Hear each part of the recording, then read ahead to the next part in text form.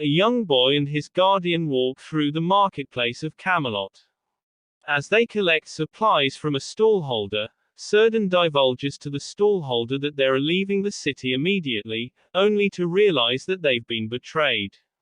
Father and son make a run for it into the castle grounds. When a guard slashes at him, the boy lets out a telepathic scream. From within the castle, Merlin hears it and begins to investigate. Cerdon uses magic to throw the guard into the wall and then closes the drawbridge gates, ordering his son to escape while he gives himself up. Still hearing the boy's telepathic cries for help, Merlin emerges into the courtyard and spots him hiding under a cart while the guards search for him. Catching on to how he's communicating, Merlin silently urges him to run across the courtyard to the small door in the castle. Holding his wounded arm, the boy races toward him, and he and Merlin dodge through the corridors with the guards right behind them. Seeing nowhere else to go, Merlin bursts into Morgana's bedroom where she and Guinevere are talking. At first annoyed that Merlin has burst in without knocking, Morgana takes one look at the injured boy and a strange look comes over her face. Guards pound at the door, and Morgana ushered Merlin and the boy into an alcove hung with a curtain. As the boy loses consciousness in Merlin's arms, Morgana assures the guards that she hasn't seen anyone. As soon as they're gone, she and Gwen join Merlin behind the screen to find his hands covered in the boy's blood. In the council chamber, Uther is on the warpath. Despite Arthur's claims that the druids are peaceful and that Cerdon was only picking up supplies, Uther is insistent that anyone with magic should be executed. From within Morgana's chambers, Morgana and Merlin watch from the behind as Cerdon is marched out to be executed. Uther and Arthur watch from the balcony. The boy is awake, still behind the screen but aware of what's going on.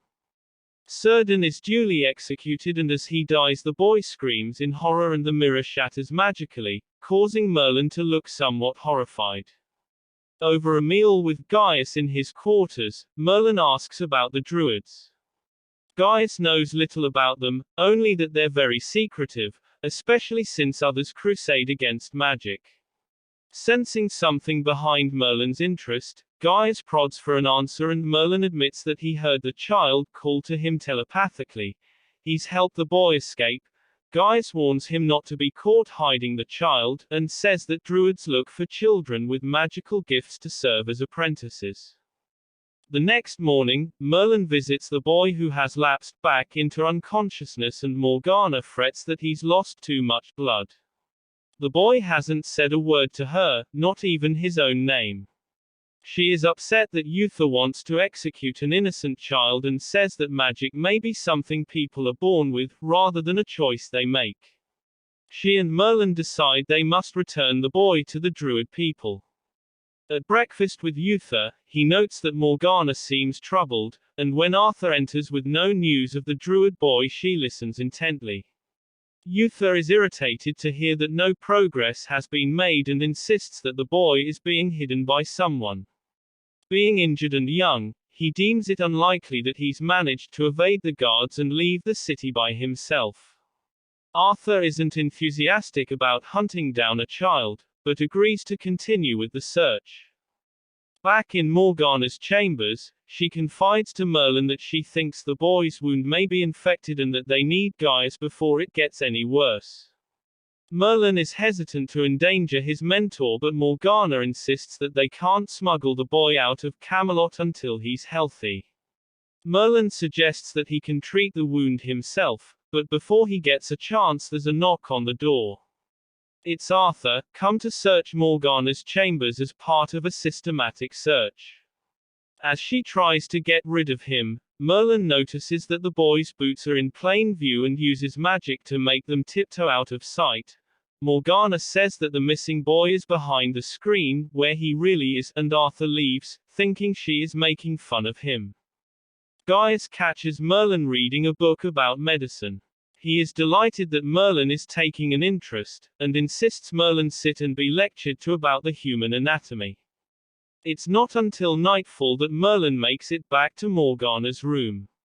While she's getting him some water to tend the boy, Merlin hears the boy in his mind.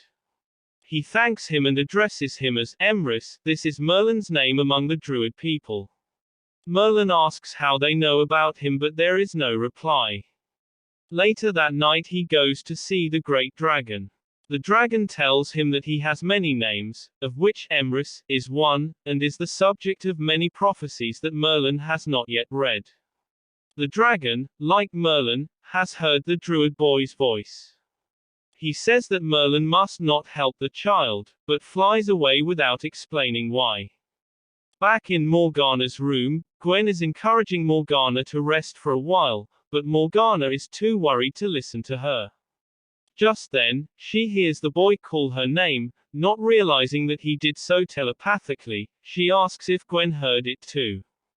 Gwen denies hearing it, but before the girls can discuss it further, Merlin knocks on the door. Morgana begs him to fetch Gaius, certain that the boy will die without treatment. Merlin tells Gaius everything, and Gaius is furious that he would put himself in such danger. Merlin says that the boy is dying and pleads with Gaius to save him. Up in Morgana's room, Gaius agrees to treat the boy on the proviso that they get him out of Camelot at the first available opportunity. Down in the marketplace Morgana, Merlin and Gwen watch the guards search every cart that leaves through the gates and discuss their plan of escape. Merlin mentions that there's another way out through a secret door in the armory that leads to the lower town. Morgana insists that she's the one who will smuggle the boy out, for if they're caught, Uther is more likely to be lenient. There's only one problem: the door needs a key, and Arthur has it. In Arthur's chambers, Merlin watches as Arthur dines on soup. With a quiet incantation, Merlin levitates the keys off his belt, only for them to jangle behind Arthur's head. Keeping them out of sight, Merlin only just manages to maneuver them into the soup bowl as Arthur futilely prowls the room for the mysterious sound, and leaves in disgust as Merlin insists that he can't hear a thing. Meanwhile, dressed in Gwen's clothes, Morgana prepares herself and the boy for their escape, apologizing to Gwen for the position she's been put in. Merlin arrives with the key as Morgana promises the boy that nothing bad will happen to him, and Gwen and Merlin leave for Gwen's house, where they'll meet up with Morgana before she leaves the city. Morgana and the boy creep through the corridors, avoiding the guards, but getting spotted by a serving girl as they enter the armory. Using the key, Morgana unlocks the door behind the shield and lifts the boy up into the secret passage behind it.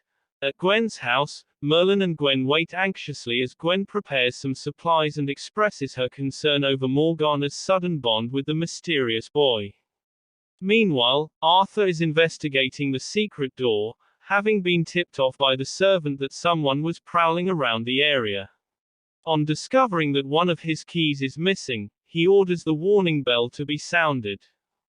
As the bells begin to ring, Morgana arrives at Gwen's house to get her supplies and horse. Morgana insists on going alone so that the others won't get in trouble, and as she leaves, the boy telepathically bids Merlin farewell. In the lower town, Morgana spots Arthur and the guards approach with swords and torches and ducks into a nearby barn. After hiding for a moment, Morgana tries to make a run for it, only for Arthur to hold her at sword point, not realizing that it's her. Slowly she turns around, still holding the boy. Arthur is shocked, but considering the presence of the guards all around him, has little choice but to have them both restrained. Back in the council chamber, Uther is furious with Morgana. He accuses Morgana of conspiring with him against the druids.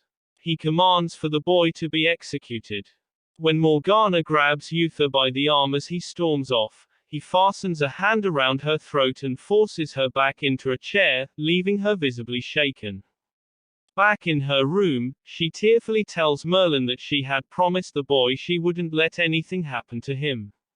Merlin tries to tell her that there's nothing more they can do to help him, but Morgana isn't about to give up just yet, and secures Merlin's word that he'll help. Meanwhile, Arthur is trying to convince his father to show mercy to the young boy, but Uther is having none of it. Arthur enters his chambers in defeat, only to find Morgana waiting for him.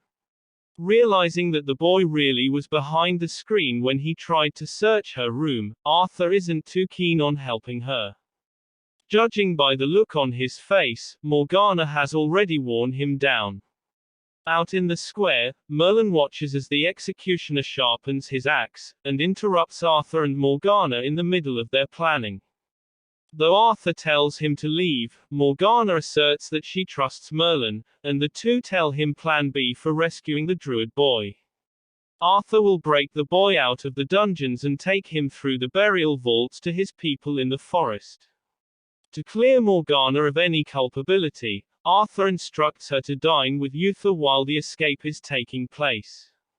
It is up to Merlin to fetch the horses and use a grappling hook to remove the grate at the other end of the secret tunnel.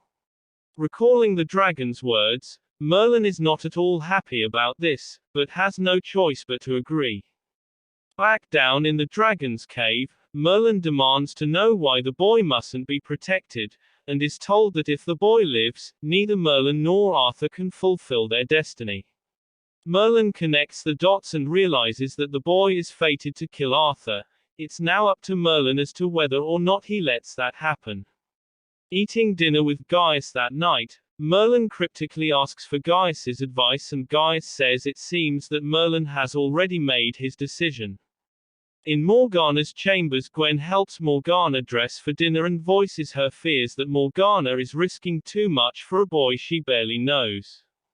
Morgana can't answer her, but only insists that there's a bond between the two of them that she can't explain. Morgana enters the dining hall where Uther is sitting and gives him a tearful apology.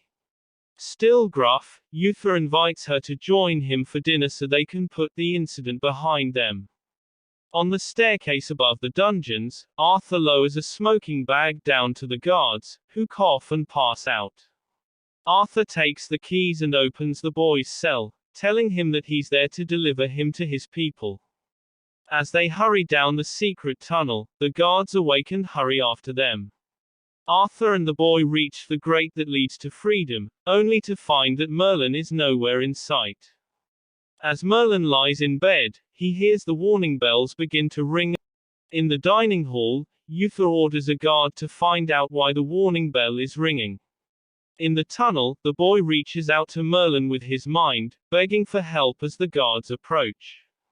Finally, his pleas for mercy are too much for Merlin, and he leaps out of bed to his aid. Arthur is furious at his late arrival, but together they force the grate off the tunnel before Arthur mounts his horse with the boy in front, telling Merlin to make himself scarce. The child promises Emrys that they will see each other again. Back in the dining room, Uther is given the news that the druid boy has escaped with the help of accomplices.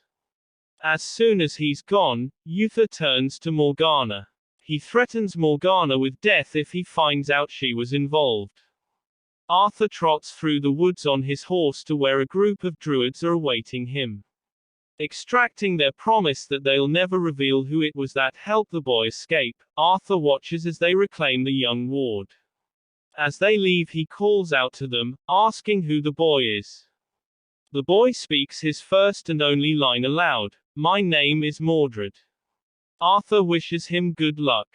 But despite the successful conclusion to his plan, a strange look comes over Arthur's face, as though he can sense that something is not quite right about what he's just done.